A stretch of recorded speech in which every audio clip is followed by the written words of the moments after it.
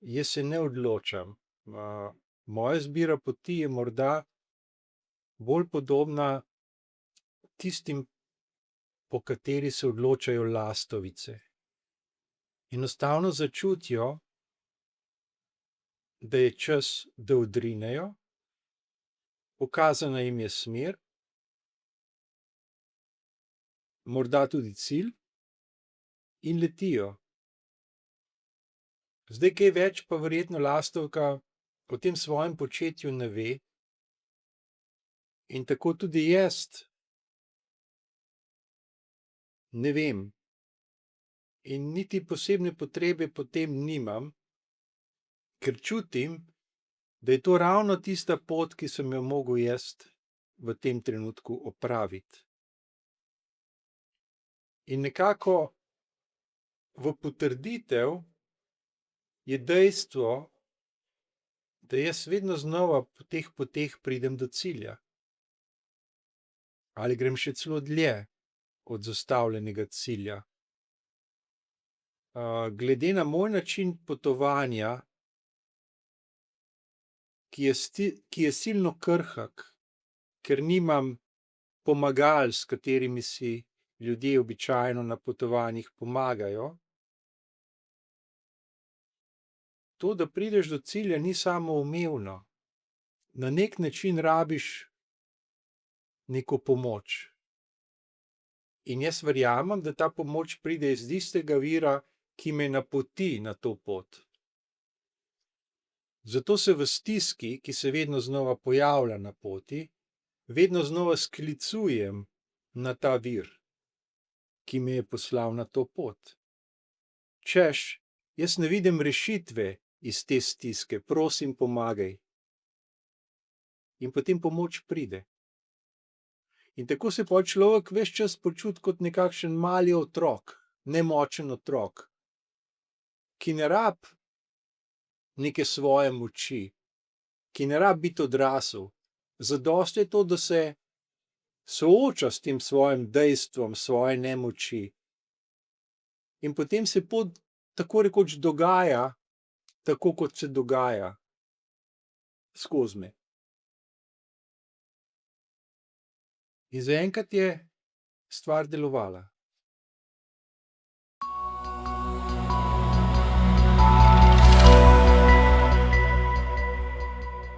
No, knjiga ni vedno. Knjiga je luksuz na poti, ni nujnost.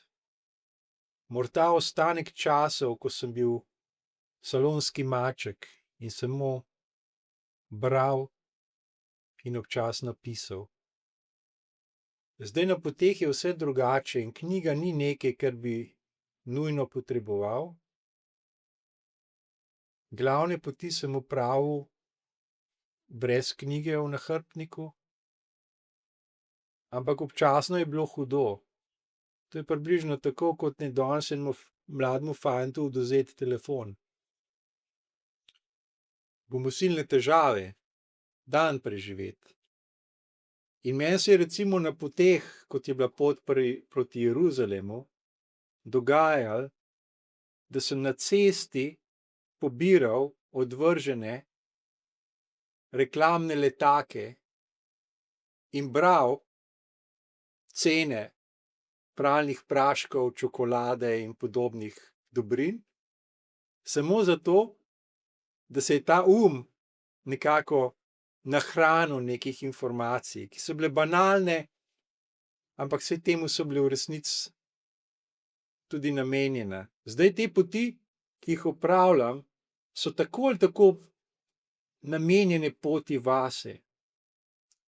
Sčasoma spoznaš, da si temeljna ovira dosegu cilja ti sam.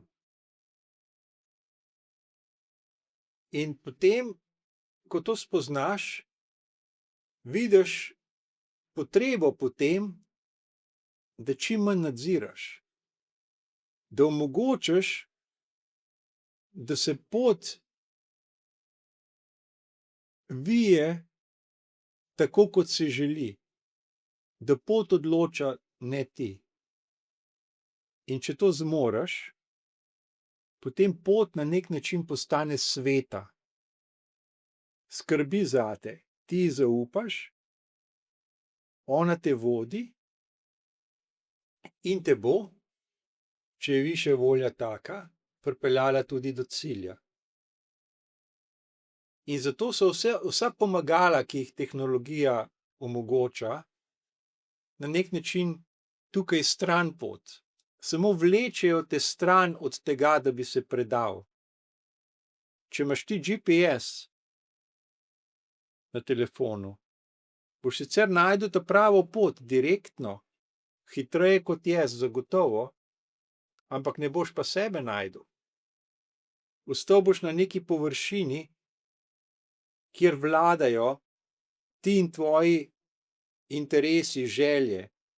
Ravno to, kar bi jaz rad presegel. Ravno to, kar jaz vidim kot oviro.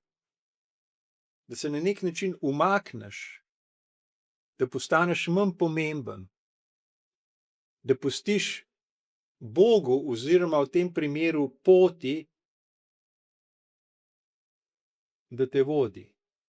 In tako je tudi na pot. Z velikim rukzakom boš imel veliko varnosti, toplo ti bo, hrana bo vedno zraven. Ampak življenje ne bo tako pustolovsko, veliko manj zanimivo bo. In od tod ta potreba ljudi, da gledajo v razne ekrane danes. Jaz to vidim kot manko življenja v teh ljudeh. Ljudje so pozabili živeti, ne živijo več lastnega življenja in potem kot kompenzacijo potrebuješ tuja življenja in potem skozi tuja življenja občutiš strah, zmago, razočaranja. Vse je postalo nekako posredno. In zame je to nekako drugorazredno življenje. Saj ga poznam, jaz sem tudi to živel in še vedno živim.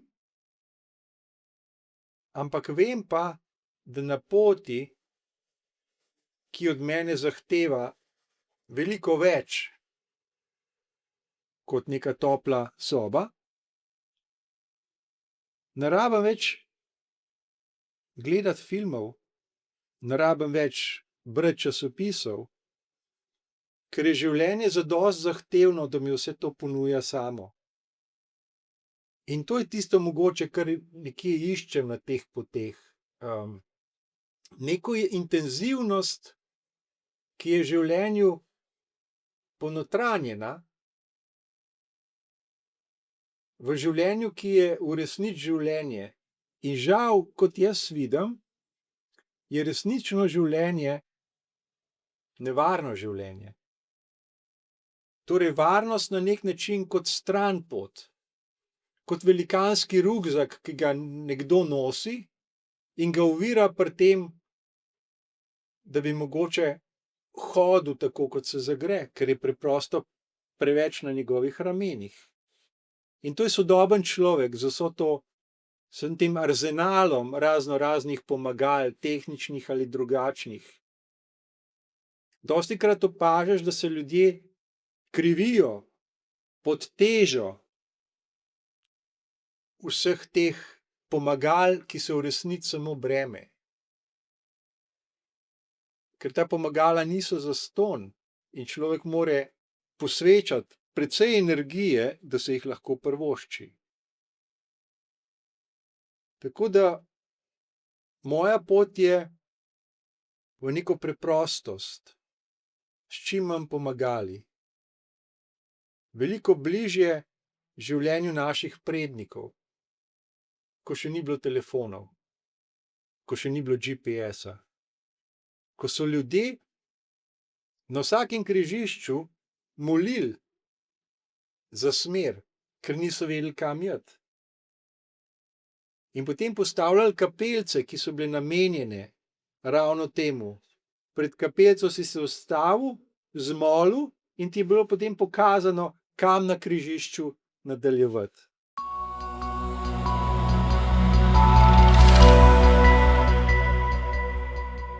Voda v Gečvaldu, to je poljsko Medžugorje.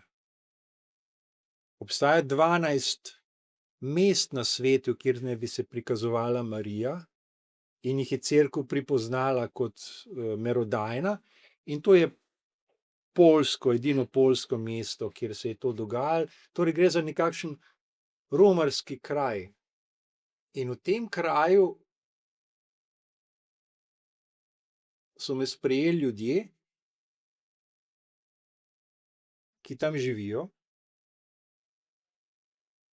Med drugim tudi nekdanja direktorica na pošti v Gdansku, ki je zbolela za rakom in se bori za življenje. Pa lastnik lokala, ki je nosil ime Svete Hildegarde. Sveta Hildegarda je bila pa knjiga, ki sem jo jaz prebral ravno preden sem šel na pot. Nekakšna usklajenost. Sveta Hildegarda je bila srednjeveška mistikinja, nekako bi rekel zelo podobna čarovnicam tistega časa. Tudi ona je kuhala zvarke, iskala zdravila za razne bolezni, ampak je bila nuna.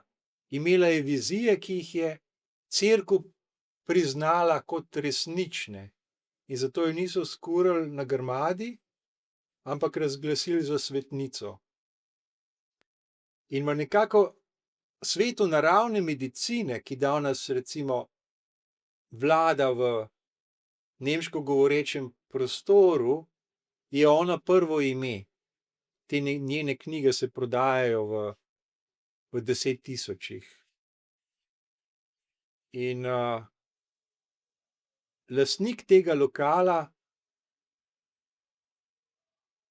me je sprejel, me potem tudi usmeril, da sem v Nemčiji odšel na njen grob. No, in ta srečanje je bilo zadosti globoko, da čutim, da rabim iti nazaj.